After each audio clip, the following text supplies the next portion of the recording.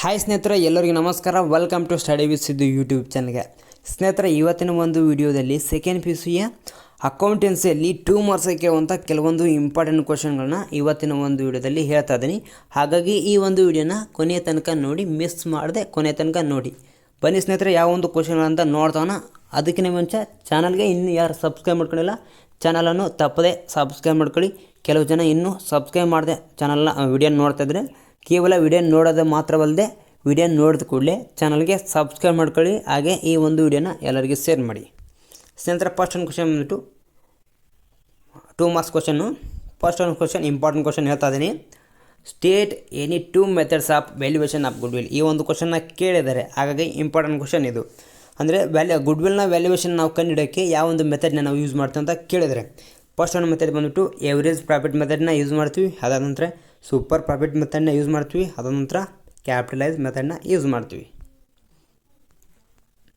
In third one, state any 2 rights acquired by new partner. ಅಂದರೆ new partner ಬಂದಾಗ ಅವನು ಯಾವ ರೀತಿಯಾಗಿ ಹಕ್ಕುಗಳನ್ನ ಹೊಂದಿರ್ತಾನೆ, ರೈಟ್ಸ್ನ ಹೊಂದಿರ್ತಾನೆ. ಅವು ಹಕ್ಕುಗಳು ಯಾವುವು, ರೈಟ್ಸ್ ಯಾವುವು ಅಂತ ಕೇಳಿದರೆ, ಫಸ್ಟ್ ಒಂದು ರೈಟ್ ಅಂದರೆ right to share the profit of the firm. ಅಂದರೆ ಆ ಒಂದು ಫರ್ಮ್ನಲ್ಲಿ ಗಳಿಸಿರುವಂಥ ಲಾಭವನ್ನು ತಗೊಳ್ಳುವಂಥ ಒಂದು ಹಕ್ಕನ್ನು ಹೊಂದಿರ್ತಾನೆ. ಆದ ನಂತರ right to share the asset of the firm. ಅಂದರೆ ಆ ಒಂದು ಫರ್ಮ್ನಲ್ಲಿ ಏನು ಅಸೆಟ್ ಇರ್ತಾವಲ್ಲ, ಆ ಒಂದು ಅಸೆಟ್ನು ಕೂಡ ಅವನು ಅಕ್ವೈರ್ ಮಾಡುವಂಥ ಒಂದು ಹಕ್ಕನ್ನು ಹೊಂದಿರ್ತಾನೆ. ಇವೆರಡೂ ಕೂಡ ನ್ಯೂ ಪಾರ್ಟ್ನರ್ ಯಾವ ರೀತಿಯಾಗಿ ರೈಟ್ಸ್ನ ಹೊಂದಿದೆ ಅಂತ ಹೇಳ್ತಾ ಇದ್ದೇವೆ. ಇನ್ನು ನೆಕ್ಸ್ಟ್ ನೋಡೋಣ. ನೆಕ್ಸ್ಟ್ ಒಂದು ಕ್ವಶನ್ ಇಂಪಾರ್ಟೆಂಟ್ ಅಂದರೆ ವಾಟ್ ಈಸ್ ದ ಸ್ಯಾಕ್ರಿಫೈ ರೇಷಿಯೋ. ಇದನ್ನು ಕೂಡ ವೆರಿ ಇಂಪಾರ್ಟೆಂಟ್. ಈ ಒಂದು ಕ್ವಶನ್ ಕೂಡ ಕೇಳಿದ್ದಾರೆ.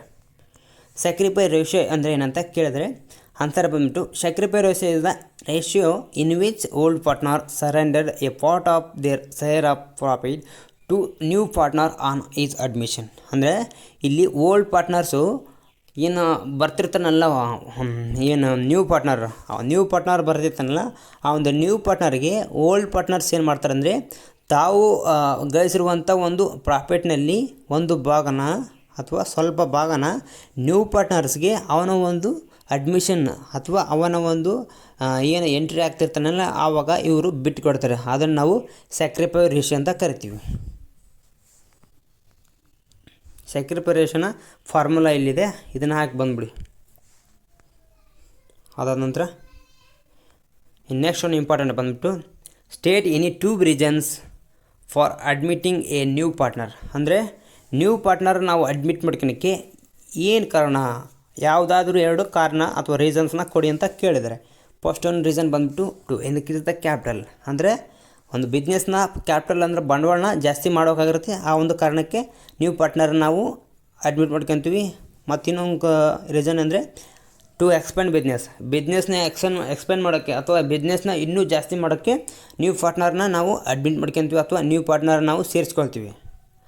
ಅದಾದ ನಂತರ to improve the goodwill of the ಫರ್ಮ್ನ ಗುಡ್ವಿಲ್ ಅಂದರೆ ರೆಪ್ಯುಟೇಷನ್.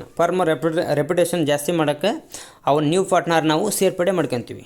ಈ 3ರಿಂದ 4 ರೀಸನ್ ಬರುತ್ತೆ ಸಾಲ್ವ್ 2 ಮಾರ್ಕ್ಸ್ಗೆ. ಇನ್ನು ನೆಕ್ಸ್ಟ್ ನೋಡೋಣ. ನೆಕ್ಸ್ಟ್ ಒಂದು important question, state any 2 factors which determine the goodwill of the firm. ಅಂದರೆ ಒಂದು ಫರ್ಮ್ ಗುಡ್ವಿಲ್ ಮೇಲೆ ಪರಿಣಾಮ ಬೀರುವಂಥ ಅಂಶಗಳು ಯಾವುದು ಅಂತ ಕೇಳಿದರೆ, ಈಗ ಒಂದು ಫರ್ಮ್ ಇರುತ್ತೆ, ಆ ಒಂದು ಫರ್ಮ್ನ ರೆಪ್ಯುಟೇಷನ್, ಗುಡ್ವಿಲ್ ಅಂದರೆ ರೆಪ್ಯುಟೇಷನ್ ಮೇಲೆ ಪರಿಣಾಮ ಬೀಳುತ್ತೆ, ಯಾವ ಒಂದು ಅಂಶಗಳು ಪರಿಣಾಮ ಬೀಳ್ತವೆ ಅಂತ ಕೇಳಿದ್ರೆ, ಫಸ್ಟ್ ಬಂದ್ಬಿಟ್ಟು nature of the business, second one location of business. ಅಂದರೆ ನೇಚರ್ ಆಫ್ ಬಿಸ್ನೆಸ್ ಅಂದರೆ ಆ ಒಂದು ಬಿಸ್ನೆಸ್ಸು ಯಾವ ರೀತಿ ಇದೆ, ಯಾವ ಒಂದು ಸೆಕ್ಟರ್ನಲ್ಲಿ ಆ ಒಂದು ಬಿಸ್ನೆಸ್ ಕೆಲಸ ಮಾಡ್ತಿದೆ ಮತ್ತು ಯಾವ ರೀತಿ ಆ ಒಂದು ಬಿಸ್ನೆಸ್ನ ನೇಚರ್ ಇದೆ ಅಂತ ನೋಡಬೇಕಾಗುತ್ತೆ. ಈ ಒಂದು ಪಾಯಿಂಟ್ ಕೂಡ ಬಿಸ್ನೆಸ್ನ ಗುಡ್ವಿಲ್ ಮೇಲೆ ಇಂಪ್ಯಾಕ್ಟ್ ಆಗುತ್ತೆ. ಅದಾದ ನಂತರ ಲೊಕೇಶನ್ ಆಫ್ ಬಿಸ್ನೆಸ್ ಅಂದರೆ ಆ ಒಂದು ಬಿಸ್ನೆಸ್ಸು ಯಾವ ಒಂದು ಏರಿಯಾದಲ್ಲಿ ಲೊಕೇಶನ್ ಆಗಿದೆ ಮತ್ತು ಎಲ್ಲಿ ಲೊಕೇಟ್ ಆಗಿದೆ ಅಂತ ಕೂಡ ಇದು ಕೂಡ ಇಂಪ್ಯಾಕ್ಟ್ ಮಾಡುತ್ತೆ ಗುಡ್ವಿಲ್ ಆಫ್ ದ ಫರ್ಮ್ ಮೇಲೆ. ಈ 2 ಪಾಯಿಂಟು ಕೂಡ ಫರ್ಮ್ನ ಗುಡ್ವಿಲ್ ಮೇಲೆ ಇಂಪ್ಯಾಕ್ಟ್ ಮಾಡುತ್ತೆ. ಇನ್ನೊಂದು ಇಂಪಾರ್ಟೆಂಟ್ ಕ್ವಶನ್ ಯಾವುದಂದರೆ ಕ್ಯಾಲ್ಕುಲೇಷನ್ ಆಫ್ ಗುಡ್ವಿಲ್. ಈ ಸೂತ್ರ ನೆನ್ಪಿಟ್ಕೊಳ್ಳಿ ಸ್ನೇಹಿತರೆ, ಯಾಕಂದರೆ ಇದರ ಮೇಲೆ ಒಂದು ಪ್ರಾಬ್ಲಮ್ನ 1 ಮಾರ್ಕ್ಸ್ 2 ಮಾರ್ಕ್ಸ್ಗೆ ಕೇಳ್ಬೋದು.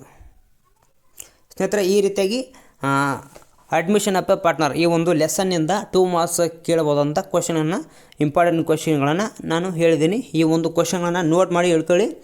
ನಿಮಗೆ ಆ್ಯನ್ಯುವಲ್ ಎಕ್ಸಾಮಲ್ಲಿ ತುಂಬ ಹೆಲ್ಪ್ಫುಲ್ ಆಗ್ಬೋದು ಈ ಒಂದು ಕ್ವಶನ್ಗಳು. ಈ ಒಂದು ವಿಡಿಯೋ ನಿಮಗೆ ಇಷ್ಟ ಆಗಿದ್ದರೆ ಚಾನಲ್ಗೆ ಸಬ್ಸ್ಕ್ರೈಬ್ ಮಾಡ್ಕೊಳ್ಳಿ ಮತ್ತು ಈ ಒಂದು ವಿಡಿಯೋನ ಎಲ್ಲರಿಗೂ ಶೇರ್ ಮಾಡಿ.